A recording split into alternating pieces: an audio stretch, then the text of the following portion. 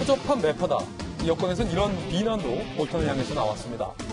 특히 판문점에서 트럼프 대통령과 북한의 김정은이 만났는데 그 자리에 문 대통령이 있는 것과 관련해서 이 불청객이었다라는 볼턴의 폭로에 대해서 청와대가 크게 반발을 하고 있는 겁니다. 그러는 볼턴은 몽골에 있지 않았느냐라면서 반박을 한 겁니다. 일단은 그 부분부터 한번 살펴보겠습니다.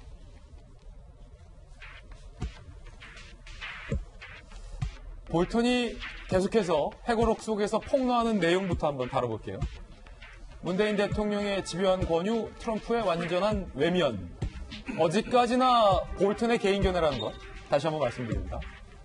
지난해 4월 11일 백악관 문재인 대통령이 3차 북미회담을 제안했다는 겁니다. 지금 2차 북미회담이 사실은 공수포로 돌아갔잖아요. 노딜로 김정은이 대단히 화를 내며 기차 타고 북한으로 갔잖아요.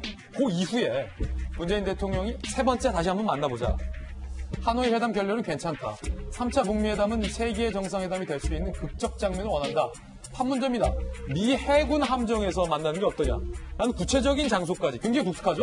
미 해군의 함정. 특히 태평양 일대를 근무하고 있는 미국의 항공모함이 있거든요. 뭐 그런 일례로 미 해군 함정에서 북한의 독재자가 북한의 김정은이 미국의 대통령과 만난다면 굉장한 극적인 그림은 될 수 있죠. 대통령이 이거를 제안했다라고 볼턴은 주장한 겁니다. 볼턴의 개인 견해입니다. 그런데 트럼프 대통령이 말을 끊으며 한 번은 결론 없이 끝나도 되지만 두 번이나 결론 없이 걸어나가길 원치 않는다라고 거절했다는 겁니다. 그러자 나는 트럼프와 김정은의 정상회담에 참석할 수 있다라고 대통령이 재차 이야기를 하고 트럼프 대통령이 이에 대해서 비핵화 합의가 있어야 정상회담이 가능하다라고 또 거절했다는 겁니다. 그리고요. 한국에 돌아간 뒤 북측에 6월 12일, 27일 사이 3차 북미회담을 제안할 것이다. 이에 대해서 날짜는 괜찮지만 그 전에 북한과 비핵화 합의를 먼저 이루어야 된다라고 계속 거절했다. 볼턴의 주장에 따르면 트럼프 대통령이 문재인 대통령의 3차 정상회담 권유를 최소 4차례나 거절을 했다고 얘기를 합니다. 봉 교수님, 이 장면 어떻게 봐야 됩니까? 채널A 경쟁 방송사 로고송이 생각납니다. 네. 만나면 좋은 친구. 언제나. 예, 어디라고 얘기는 안 하겠습니다. 따라 부를 뻔했어요. 인상적이었는데요. 이제 자꾸 만나면 결국에는 좋은 결과가 나오지 않겠나, 상호 이해도 높아지지 않고, 그것이 문재인 정부의 드라이브였던 것 같습니다. 한반도 운전자론이죠. 그리고 그것은 문재인 정부가 공을 인정받아야 생각합니다. 정세현 전 통일부 장관이 2018년 북미 정상회담을 마치 문 대통령이 정의용 실장을 시켜서 트럼프 대통령 때 건의한 것처럼 얘기했는데 그건 팩트가 틀린 거예요. 이렇게 하는데 저는 그 반대로 생각합니다. 우리가 했다. 우리가 2017년에 화염과 분노, 완전 파괴, 그다음에 북한도 늙은이 이런 말의 전쟁을 하는데 그 한반도가 굉장히 전쟁 상황에 가까웠다고 지금 나오고 있지 않습니까? 예. 그것을 잠시라도 막은 것이 문재인 대통령의 운전자론이었습니다. 그렇다면 이 중재를 했다는 것, 역사상 처음으로 적대 관계에 있는 북한의 정상과 미국의 정상이 만나는 것을 우리가 주도했다는 것을 왜 숨깁니까?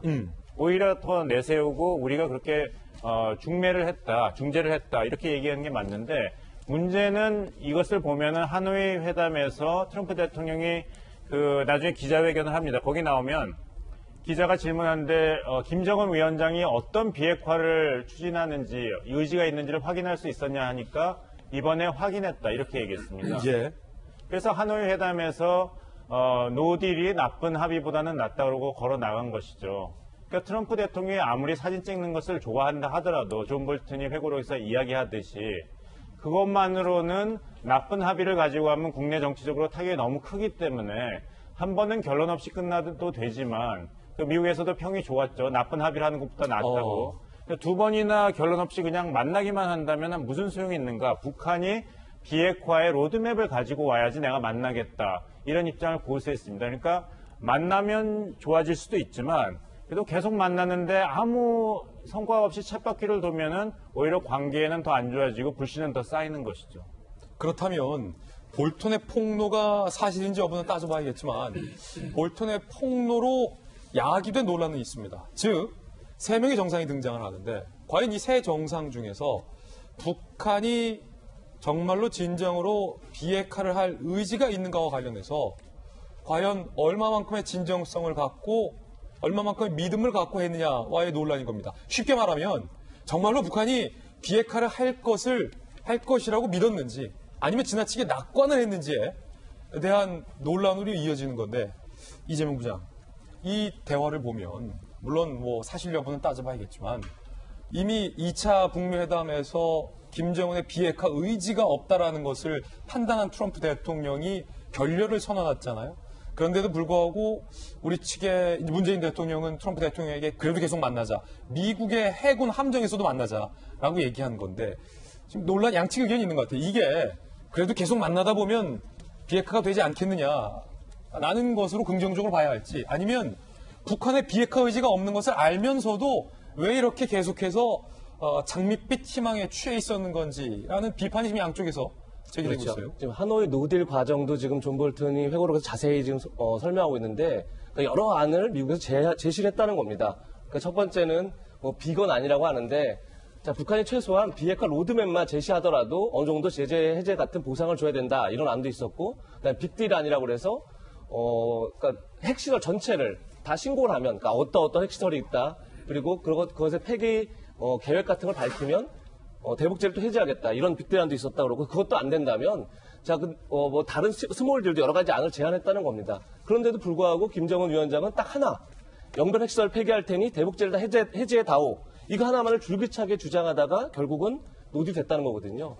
뭐 이 말이 맞다 그러면 사실 어떻게 보면 문재인 대통령이 줄기차게 얘기했던 1년 안에 비핵화를 할 의지가 분명하게 있다라고 느낄 수 없는 거죠. 왜냐하면 영변 핵시설이 물론 어떤 처음에 상징적 의미는 있을지 몰라도 사실 그 시설 자체는 굉장히 노후돼 있고 실제 그게 없더라도 이미 핵실험을 통해서 핵을 거의 완성 단계에 가 있기 때문에 실제 지금 핵을 갖고 있다고 보기 때문에 그럼 과연 핵을 가진 무기들을 어떻게 할 것이냐 이 문제를 이제 얘기를 해야 되는데 그 얘기는 계속 하지 않고 이미 노후화된 핵시설만을 폐기하겠다 이 주장만 했다는 거기 때문에 과연 김정은 위원장에게 비핵화의 의지가 있느냐 이걸 반드시 이제 따져봐야 할 시점에 됐던 거죠. 그럼에도 불구하고 문재인 대통령은 그걸 분명히 알았을 텐데 당연히 이제 미국으로 또 들었기 때문에 알았을 텐데 줄기차게 만날 것을 계속 이제 요구했고 그래서 트럼프 대통령은 계속 거절했다는 건데 자 일단 김정은 위원장의 비핵화 의지가 없다 그러면 사실 그다음부터 다른 대안을 찾아야 할 시점이 왔다 이렇게 이제 볼 수밖에 없는데 어떻게 보면 이제 우리 정부 입장에서는